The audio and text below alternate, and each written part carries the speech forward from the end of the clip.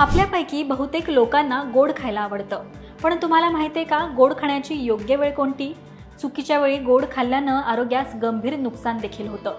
तर बरेच लोक सकाळी उठल्यावर गोड पदार्थ खातात, तर काही लोक रात्री झोपण्यापूर्वी गोड पदार्थ खातात। हे असं करणं योग्य आहे का? तर गोड पदार्थ खाण्याची योग्य वेळ कोणती हे आजच्या व्हिडिओत आपण जाणून घेऊयात।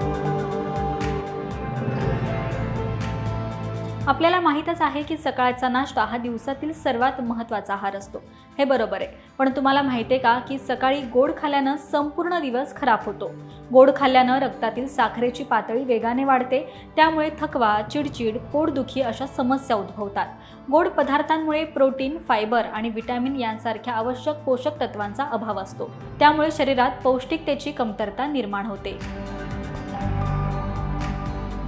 तर आता गोड पदार्थ खाण्याची सर्वोत्तम वेळ म्हणजे दुपारच्या जेवणानंतरची असते, कारण की दिवसभर शरीर आरामात कॅलरीज बर्न करतं। दुपारच्या जेवणानंतर तुम्ही मिठाई किंवा एखादा गोड पदार्थ खाऊ शकता, मात्र सकाळी किंवा संध्याकाळी कधीही गोड खाणं आरोग्यासाठी धोकादायक ठरू शकतं।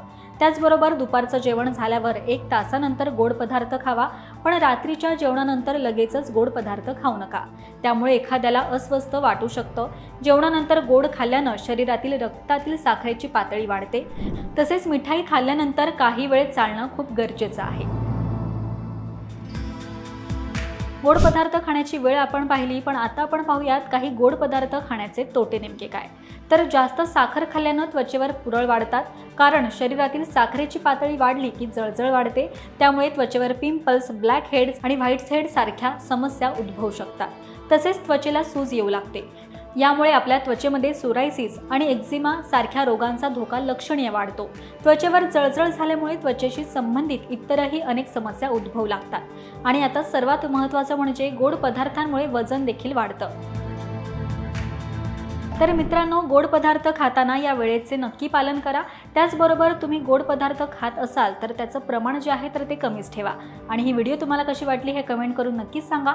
पाहत रहा महाराष्ट्र टाइम्स। धन्यवाद।